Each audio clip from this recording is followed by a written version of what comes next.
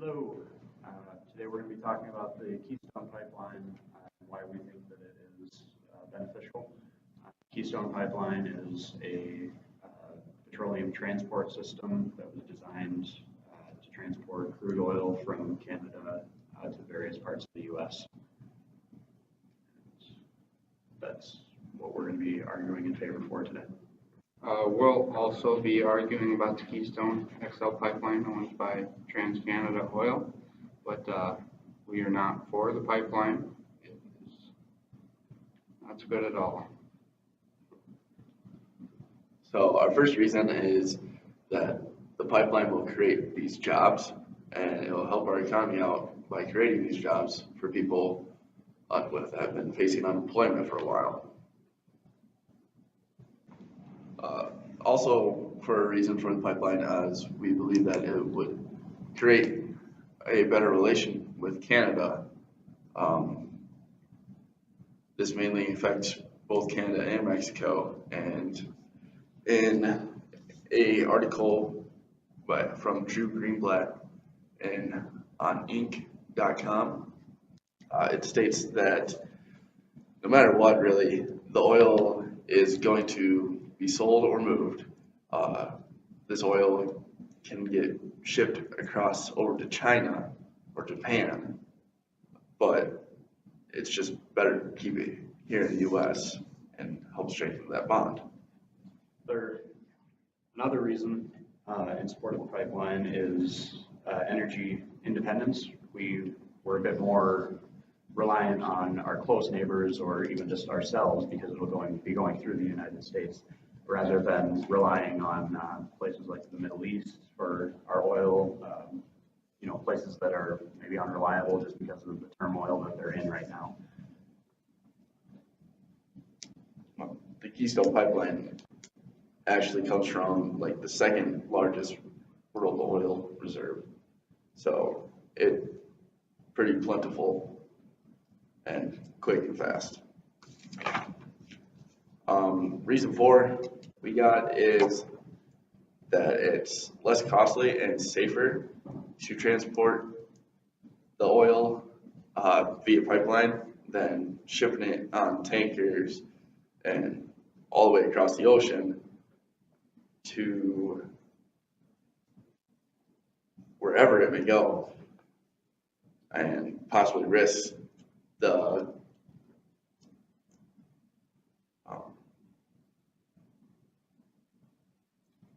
happenings of a oil spill, which we all know is like the Gulf Coast oil spill and all that, how much marine and animal life that affected.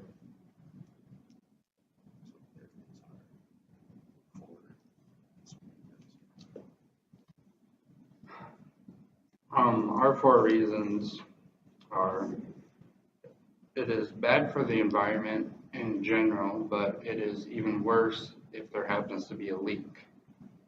For instance, in 2010, the American pipeline had a leak and it released 170,000 barrels into the environment, resulting in the death of 22 oil industry workers, and it cost more than $1.1 billion in cleanup cost out of the oil company's pocket, which comes from us buying their products such as gasoline and oil. And the Keystone XL pipeline also carries bitumen, which is a slurry of more heavier, coarser material, so it is more easily erodible through the pipe because it's coarser, and that is also worse if spilled into the environment than just conventional oil. It is not really going to provide any economic benefits in our economy. TransCanada Pipeline had a budget of $7 billion to build the Keystone XL pipeline, and our U.S. economy only saw 3 to 4 billion of that actually come through and benefit us in any sort of way. Reason number 3 is the pipeline disturbs the farm ground or ground that is put under. They come in and excavate the ground, bringing the clay and such soil that is deeper down in the ground and destroying the topsoil, which you are not going to grow as good of a crop because that good crop soil, or topsoil rather, is at the bottom instead of being on the top where it should be. And reason number 4 is if there ever is a leak, it will take a while to be noticed, and that gives it the chance to affect groundwater. For instance, there was an oil spill in Marshall, Michigan that cost $765 million to clean up, and it spilled 1.1 million gallons into a reservoir in Michigan, and the town there had to find a different water source to drink from. That is all the reasons.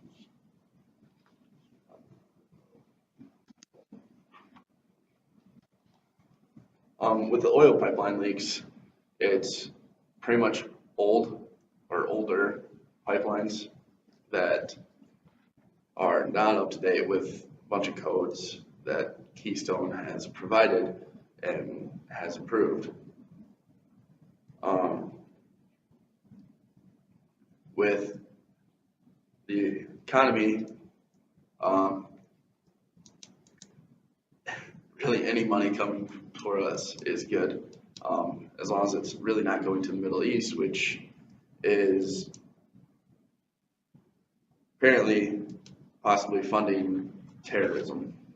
I found that also in the article by Drew Greenblatt on Inc.com.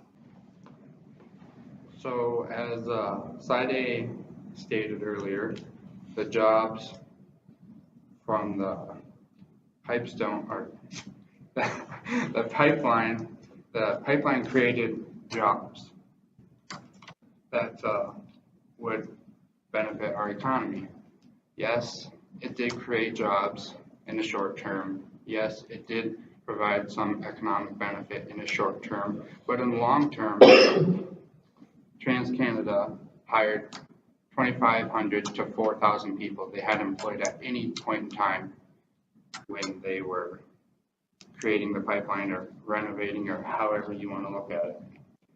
And they were all laid off after the construction was done. And they only have, what does it say? 150 total people to look after the pipeline, and that is for the whole U.S. And they have multiple pipelines running through the whole U.S. So it is very slim to none employment for the upkeep of this pipeline. Do you have any to put in there? Nope. Mm-hmm. So what do you guys have to say about that? With the employment, really any kind of employment's good. It's money. This doesn't prevent them from hiring people back to possibly expand the pipeline or branch off of the pipeline. So in future, it could still create more jobs. Yeah, when we've got to clean up an oil spill, that's right. So, Hire back more people in order to maintain the pipeline, so there isn't an oil spill. all in theory. Side B argued that it was bad for the environment. This may be true about the oil spills, but Keystone is trying to strengthen more of their pipelines. A lot of the oil lines that you hear about leaks are older pipelines that Keystone has are currently updating. Also bad for the environment. It's actually a lot safer to transfer all of the oil via the pipelines instead of shipping it across boats and everything like that to ruin marine life and ocean pretty much.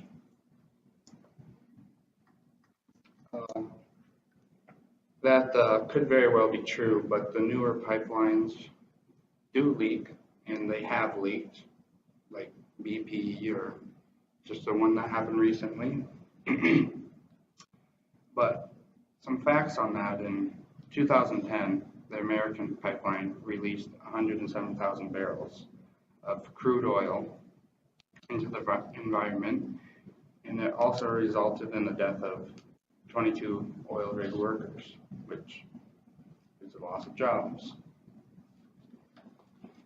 And the Keystone XL pipeline carries an oil slurry called venom, which is more corrosive and coarser than just your conventional oil, which will erode the pipeline much, much faster and is more harmful on the environment when it is released.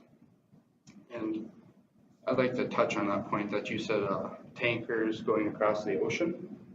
Well, I'd much rather have a tanker going across the ocean than a pipeline going through our drinking water that we're, drinking. We cannot drink the ocean water. It is too much salt in there, and it is not feasible to drink that unless we have a very expensive plant to remove the salt from that. And the tankers also would create more jobs than a pipeline. A pipeline's in the ground, you can't see it, you gotta dig it up in order to even look at it. Where, a tanker, you gotta have a captain, crewmates, all of that to function the ship properly. So reason number 2 from side A was there was good neighbor relations. We have good relations with Canada, I feel, with or without the pipeline. So we do a lot of other industry through them: cattle, lumber, coal, various minerals. Manufactured goods. Yeah, manufactured goods. You go to Menards, anything like that, they got a maple leaf stapled on a piece of lumber, and so on.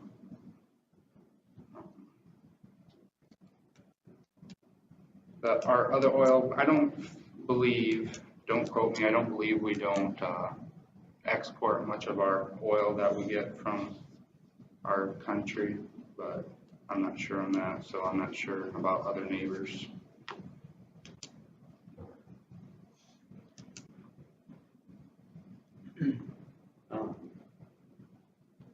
In terms of good neighbor relations, I think it's good to continue to build upon them no matter how good they are. It's a good idea to always keep your door open for future negotiations. And this is a good way for us to not only get something that we need the oil. And this is a much simpler way to get it rather than relying on countries that are a bit more in turmoil and aren't quite as stable as, say, Canada or as we are.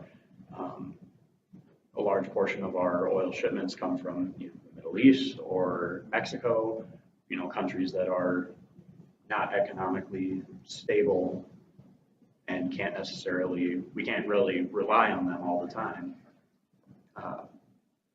So keeping the possibility of future relationships with Canada open, as well as cutting out the middleman of the sometimes unreliable system that we have in place now. I think that it's worth what we've had to go through in order to continue. Mm-hmm.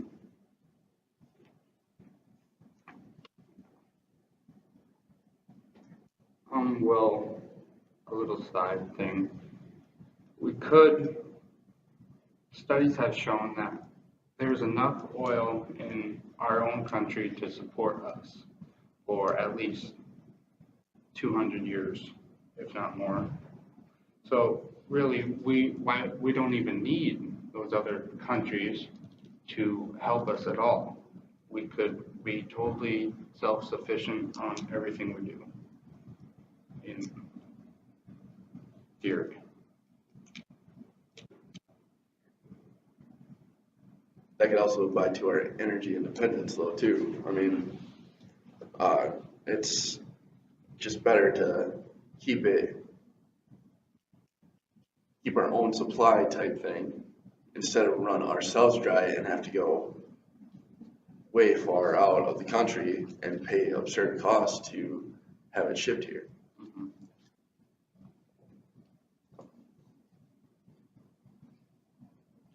Along with that, the cost of this pipeline kind of substitutes the cost for shipping all that oil over the seas and whatnot. It's closer, it's faster, it's, in my opinion, a whole lot better for our country. Side B stated that it does not provide any economic benefits.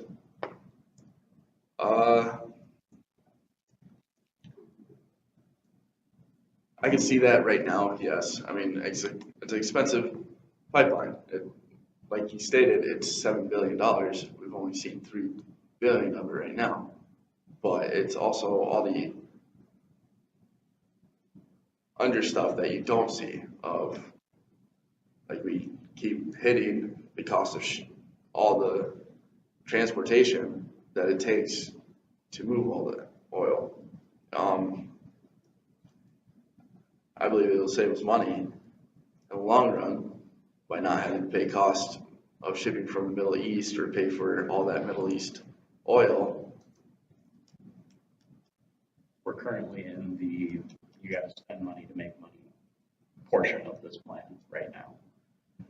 We're spending the money in order to make sure that this is a worthwhile venture in the future. I mean, the country's already, what, how many $1 trillion in debt? So if this is going to help us become more independent, less reliant on other countries, I think it's a good idea because we're going to be spending less money later on, trying to solve our own problems rather than branching out to other people.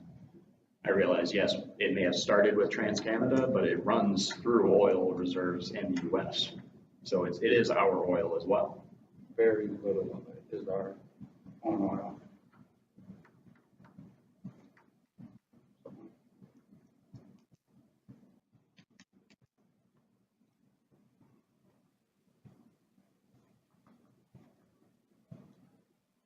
As stated, it could help us gain our independence from other countries, this pipeline, right? But if we were to lose our relations with other countries, we would also lose a very big decline in economic benefits, such as clothing. A lot of our clothing comes from, the Middle East, where the dyes are, things like that. And,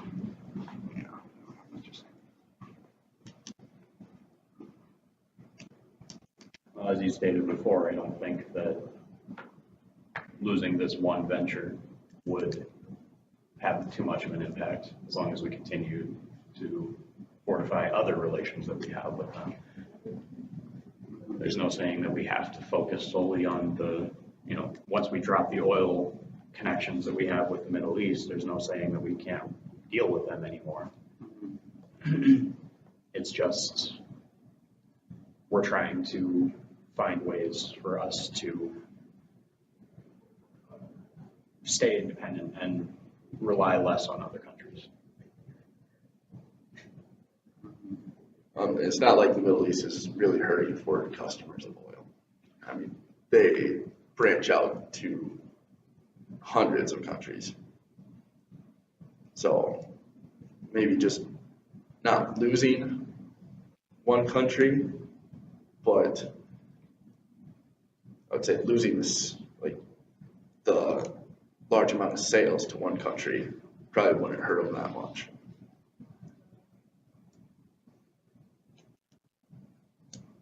There's also no saying that this is going to be our sole way of getting oil. We just may cut back on the way we deal with the Middle East, but we may not erase it completely. We may still get oil from them. Our main source of it is now from this pipeline.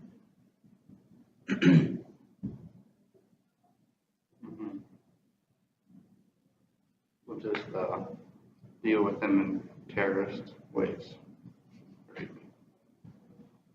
Okay. So side A stated that there was less costly and it's safer. So the pipeline is less costly and safer than other ways of getting our oil. Yes, that could very well be true, but if we have saved everything, why wouldn't we just have robots doing everything, right? Because then we would not have to risk human life and limb to get a job done. Or if it's not quite as safe, it's gonna create more jobs because you're gonna have to get out of bed and go do things instead of sitting there watching a computer screen, watching a robot work and all of that, right? And if we use ships and other things like that, you have crews on the ships to take care of all of that. So that is creating jobs for that part of it. Going down that path, we're getting into sort of a different argument, but I will just say this. That's the way the world is going. It's the direction that we're trending right now. We're eliminating a lot of the manual labor jobs. We're eliminating a lot of things like that, construction. It is going to become less human involved, but by closing off those jobs, we're opening up opportunities for newer jobs. So the way I see it, this pipeline is allowing us not only the arguments that we've presented so far, it's allowing us to open up sort of a new way to look at things, a new way to bring about change. We may be getting rid of some jobs because, yes, the crews of those ships won't be there, but we're opening up new jobs maintaining this pipeline. We're opening up new jobs to take care of the pipeline and to take care of other issues that we have. So every time something goes away, something new comes in. So I don't think that it's necessarily stopping us from advancing. I think it's helping us. Yes, but I see it as, you take 2 steps forward and we take 1 step back. We fire 200 people, we bring in 5, I'm going to use robots, and we have 3 people to look after them. What about those other, 290 people, 295 people? They're just point. On their own, oh, sorry, that's like with this pipeline, we hired 4,000 people to build it. Oh, it's done, you're fired. Okay, goodbye. What are those people, how are they supposed to make a living if they're going from job to job?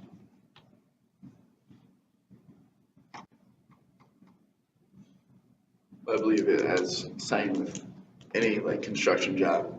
You're really only good possibly do that contract type thing and make sure the project is done. A bunch of construction companies face layoffs. They get hired back in a different season or for a different project because construction companies may need more people. I hate to say it, but it's the way life goes. So what you're stating is they know what they're getting into when they start this job, that they may not have a job at the end of this contract if their boss did not do his part and get another contract. Pretty much.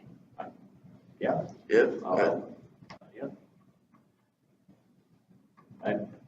I mean, I can't say for certain, but because I don't have any evidence to back it up, but I'm sure you go and talk to anyone working in construction, and they can tell you that that's how it is.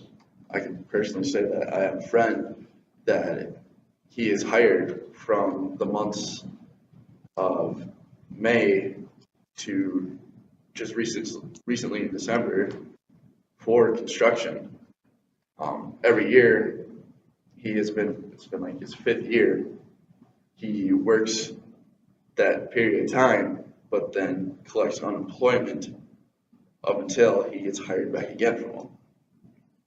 Which is a drain on our economy, collecting unemployment, because we're paying them and they're not doing us any benefits. So why not just keep them on to, they built the building, no one knows it better than them. Why not keep them on to, say, maintain it? Because you don't need 4,000 people to maintain the thing. You just need, a small fraction of that in order to keep it up. You need the people to come in and make sure that it's still up to code, but you don't need all of the workers continually working around the clock. That's a drain on the economy, paying people for doing nothing. I'm sure every one of those 4,000 people would love to sit in a chair and just do nothing and get paid for it. But no company is really going to sit there and hire even 20 people just to do what 5 people can really do in a rotation.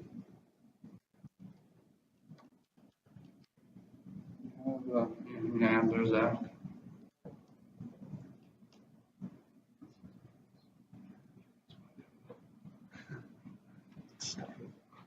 Should stop it? Yeah. Well, we should probably do a conclusion. Okay. We went over 2 of ours. So, In conclusion, we think that the Keystone Pipeline, while yes, there are some drawbacks and some parts of it that maybe don't quite work, we think that it's worth it in the long run.